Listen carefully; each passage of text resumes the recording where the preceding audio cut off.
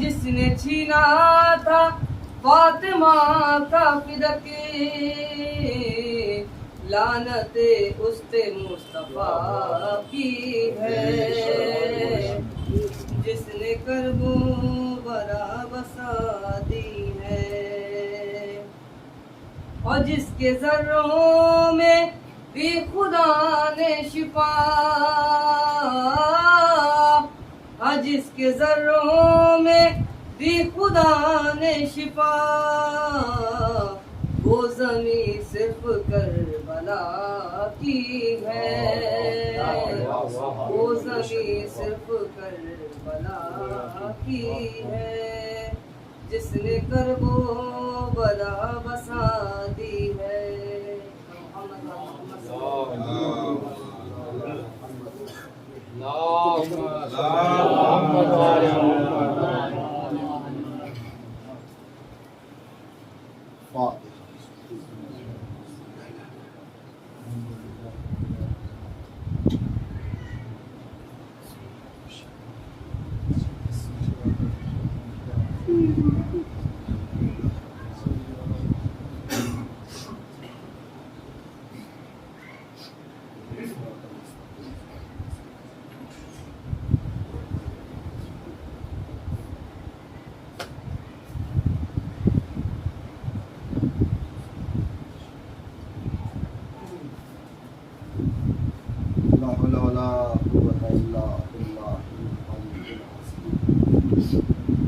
اعوذ باللہ من الشیطان الرجیم، بسم اللہ الرحمن الرحیم،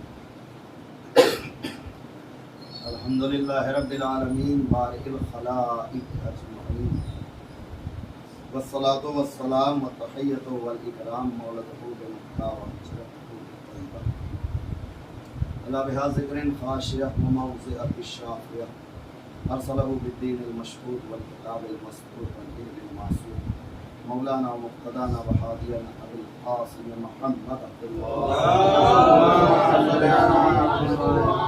وعلى اہل بیتہ الطیبین الطاہرین المعصومین المصطفین، ولعنۃ اللہ علی اعدائہم اجمعین من لیل نہار الی قیام یوم الدین، اما بعد فقد قال رسول اللہ صلی اللہ علیہ وآلہ وسلم مثل اہل بیتہ کمثل الصفیر، صلوات محمد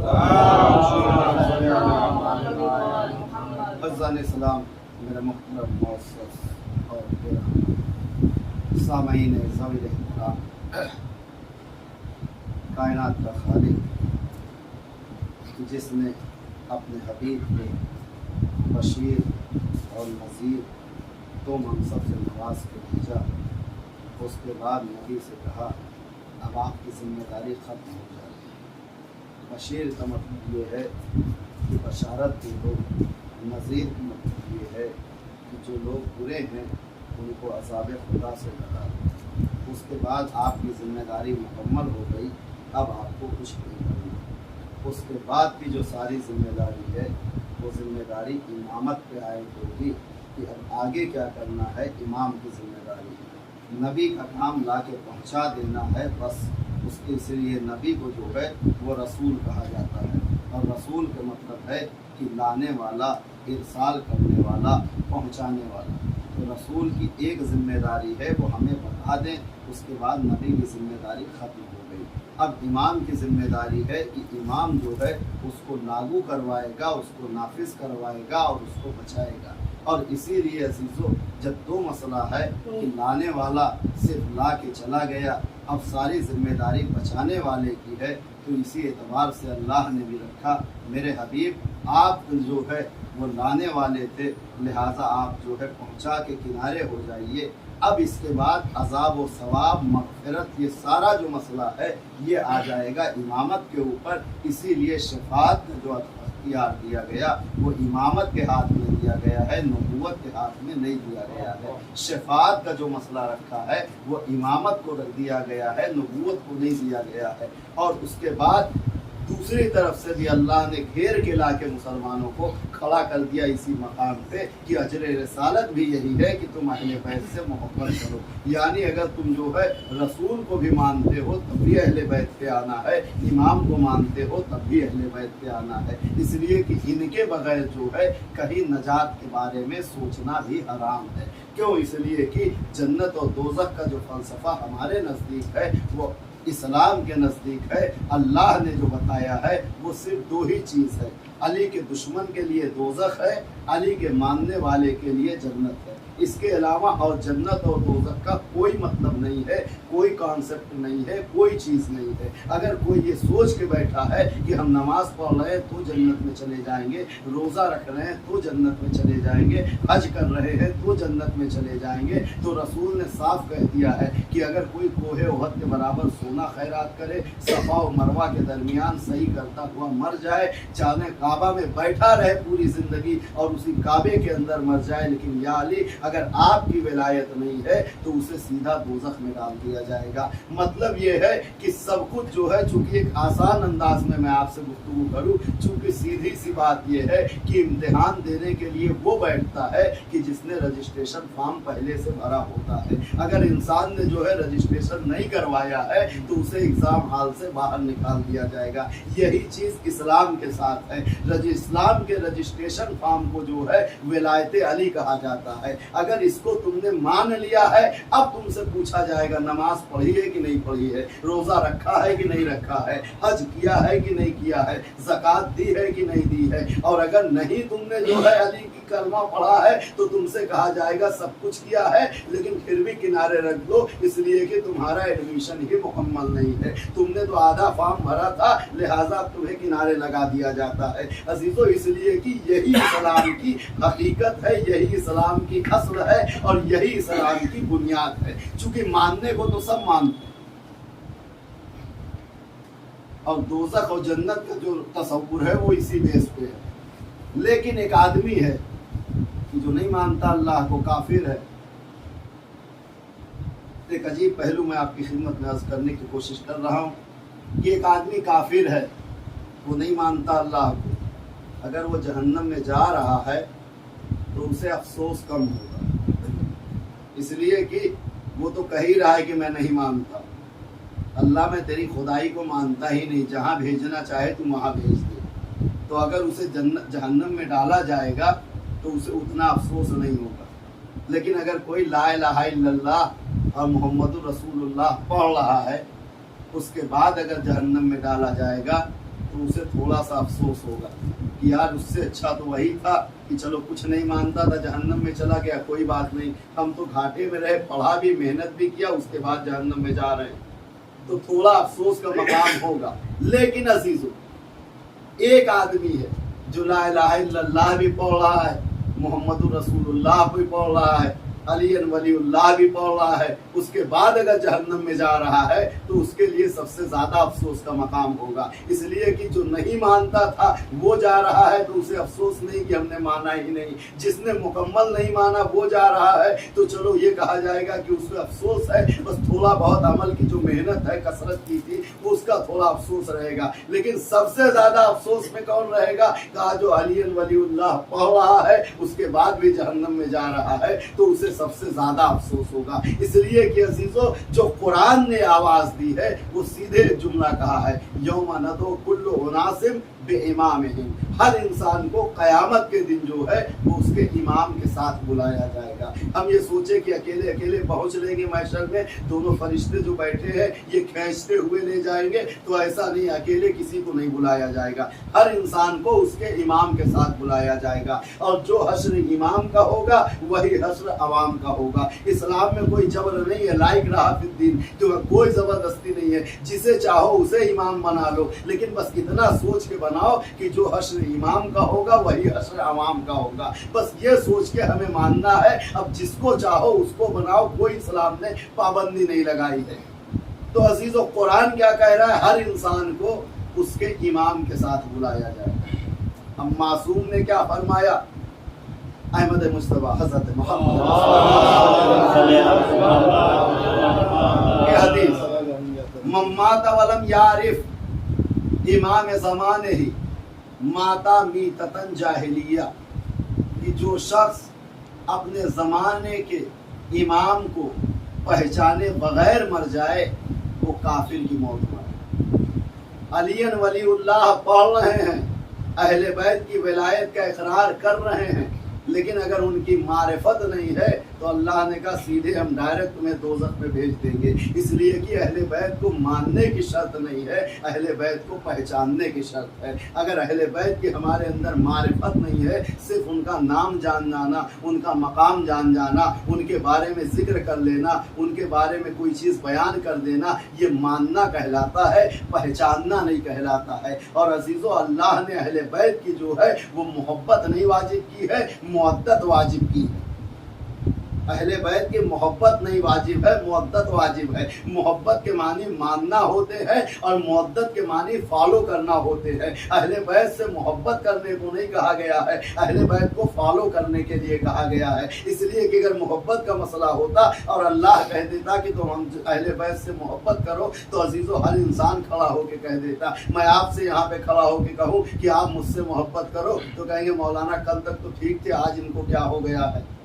ये भी कोई कहने की बात है कि मोहब्बत करो? अरे आपका किरदार अच्छा होगा तो खुद ब खुद मोहब्बत हो जाएगी। तो मालूम यह हुआ मोहब्बत का हुक्म नहीं दिया जाता। और अल्लाह जो है, जब हमारा ये आलम है कि हम किसी से मोहब्बत करने के लिए ज़बरदस्ती नहीं कह सकते, तो अल्लाह ज़बरदस्ती कहेगा कि अहले बैत से मोहब्बत करो। मोहब्बत नहीं करने का, मुअद्दत करने को कहा है। मुअद्दत का मतलब क्या है? कहा उनको फॉलो करो, जैसे जैसे वो करते जाए वैसे वैसे अमल तुम भी करते जाओ। अजीज़ों, सिर्फ मानना जो है वो अलग मेयार होता है, पहचानने का मतलब ये है कि हमें उनको फॉलो करना है। जैसी उनकी सीरत है उस सीरत से अपने आप को हमें मिलाना है, जैसा उनका किरदार है उस किरदार से हमें अपने आप को मिलाना है। ऐसा नहीं है अजीजों कि अगर हम ये कोशिश करेंगे तो इमाम बन जाएंगे। अजीजों, इमाम तो नहीं बनेंगे लेकिन कुछ ना कुछ तो बन जाएंगे।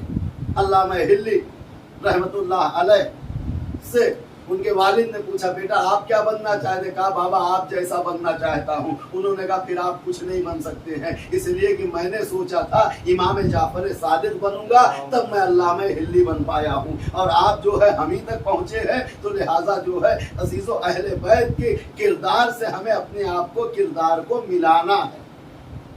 वैसे नहीं बन जाएंगे लेकिन कुछ तो सुधार आएगा। लेकिन अगर हम इसी खाम ख्याली में रहे कि चलो मौला आपको मान रहे हैं, ला इलाहा इल्लल्लाह मुहम्मदुर रसूलुल्लाह अली वलीउल्लाह कलमा शहादतैन बोल लिया, बैठ गए, बैठने के बाद ज़िक्र हुसैन कर लिया, तो मौला का मजलिस बर्पा कर ली, मातम बर्पा कर लिया, तो अजीज़ों ये जिम्मेदारी नहीं है, ये इजाज़ की दलील नहीं है कि आप इनको पहचानते हैं। पहचानने की दलील ये है कि यहाँ जो बयान हुआ उसको हमने 2 महीने 8 दिन जो मजलिसों में गए, तो कोई ऐसी हमारे अंदर आदत आई या नहीं आई कि जो इस मुहर्रम से पहले नहीं थी। इस मुहर्रम से पहले हमारे अंदर वो आदत नहीं थी, और कोई अच्छी आदत अगर आ गई है तो इसका मकसद ये है कि हमने 2 महीना जो कुछ किया है वो हमारा मकसद हुसूल हो गया। लेकिन अगर हमने जो है कोई आदत नहीं बदलाव आया, जैसे पहले मुहर्रम था वैसे ये भी गुजरा, आगे भी गुजरा, तो 60-65 साल का मुहर्रम गुजर जाएगा। उसके बाद फिर पता चलेगा कि हम तो मानने की मंजिल में रह गए, अहले बैत कहीं और मकाम पे हमें देखना चाहते थे। इसलिए कि कहीं ये नहीं कहा गया है कि जो ये कह देगा कि हम हुसैन को मानते हैं वो जन्नत में चला जाएगा। जिसे हुसैन कहेंगे ये हमें मानता है वो जन्नत में जाएगा। इसलिए कि अजीज़ों, जितना जो है करबला में यजीद के लश्कर ने हुसैन को नुकसान नहीं पहुंचाया, उतना ज़्यादा उन लोगों ने नुकसान पहुंचाया है कि जो ये कह रहे थे कि मौला हम आपको मानते हैं, हम आपकी विलायत का इकरार करते हैं, हम आपके साथ हैं। इसलिए कि जो लोग नहीं मानते थे, हुसैन को पता था कि ये मेरा सामने का दुश्मन है,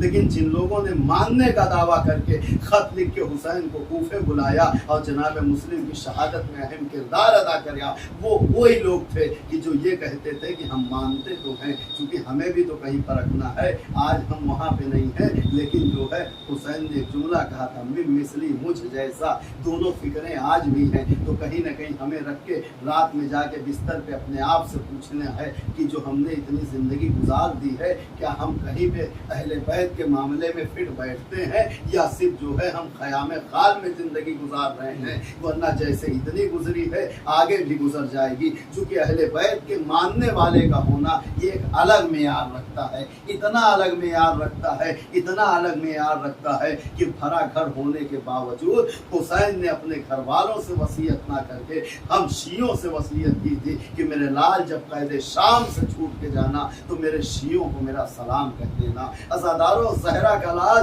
جو جنازوں پہ جنازے اٹھا رہا تھا اس کا مقصد حسین کا یہ نہیں تھا کہ بعد میں لوگ گریہ کریں گے، بعد میں لوگ ماتم کریں گے۔ یہ گریہ ہوتا اس لیے ہے، ماتم ہوتا اس لیے ہے کہ تاکہ اس یاد کو تازہ کیا جا سکے اور لوگوں کو بتایا جا سکے کہ جو اہل بیت کے اوپر ظلم ہو رہا تھا تم ظالم کا ساتھ نہ دو بلکہ مظلوم کے ساتھ کھڑے رہو۔ یہ مقصد حسین تھا۔ اور عزاداروں، اس کے لیے حسین نے کتنی بڑی قربانی دے دی، اس لیے کہ عزیزو جہاں پہ انسان کو اپنی اولاد کا مسئلہ آتا ہے وہاں پہ انسان سب کچھ بھول جاتا ہے، لیکن حسین کی قربانی اتنی بلند تھی کہ جوان بیٹے کے سینے سے برچھی کا پھل لے کے زہرا کا لال کھڑا ہوا تھا اور اس پھل کے اندر جو ہے اکبر کا تڑپتا ہوا کلیجہ سامنے موجود تھا، لیکن حسین آسمان کو دیکھ رہے تھے، ایک جملہ فرما رہے تھے، میرے معبود دیکھ لے جوان کا کلیجہ سامنے ہے لیکن حسین کی آنکھوں میں آنسو نہیں ہے بلکہ چہرے پہ اطمینان ہے، اس لیے کہ حسین نے راہ خدا میں امتحان دیا ہے، لیکن معبود اگر تو کہے تو میں اس کو جو ہے بیٹا سمجھ کے نہیں بلکہ راہ خدا کا شہید سمجھ کے گریہ کر لوں تاکہ کوئی یہ نہ سمجھے کہ میرے سینے میں دل ہی نہیں تھا، بلکہ حسین کو غم تو اتنا تھا کہ جب تک سینے سے برچھی کا پھل نہیں کھینچا تھا حسین کی ریش مبارک سیاہ تھی، حسین کی آنکھوں میں روشنی برقرار تھی، لیکن ادھر بیٹے کا کلیجہ آیا، ادھر حسین کی ریش مبارک سفید ہو گئی، حسین کی آنکھوں کی بینائی چلی گئی۔ بیٹے نے فرمایا بابا میں نے سنا ہے کہ جوان کا دم بڑی مشکل سے نکلتا ہے، آپ نظروں کو پھیر لیجئے۔ حسین تڑپ گئے، میرے لال اب میری آنکھوں میں روشنی نہیں رہی جو تجھے تڑپتا ہوا دیکھ سکوں۔ یہی وہ جنازہ تھا۔ حسین 71 جنازے لائے تھے لیکن اکبر کا جنازہ وہ تھا کہ حسین کی ہمت جواب دے گئی۔ بنی ہاشم کے بچے تھے، جیسے تابوت چلتا ہے ویسے کسی نے اکبر کو سنبھالا تھا، کسی نے شانے کو سنبھالا تھا۔ حسین ماتم کرتے ہوئے وہ اکبرہ کی صدا تھی، خیمے میں زینب کی بھوک۔ انا للہ و انا الیہ راجعون۔ رضن بفضائل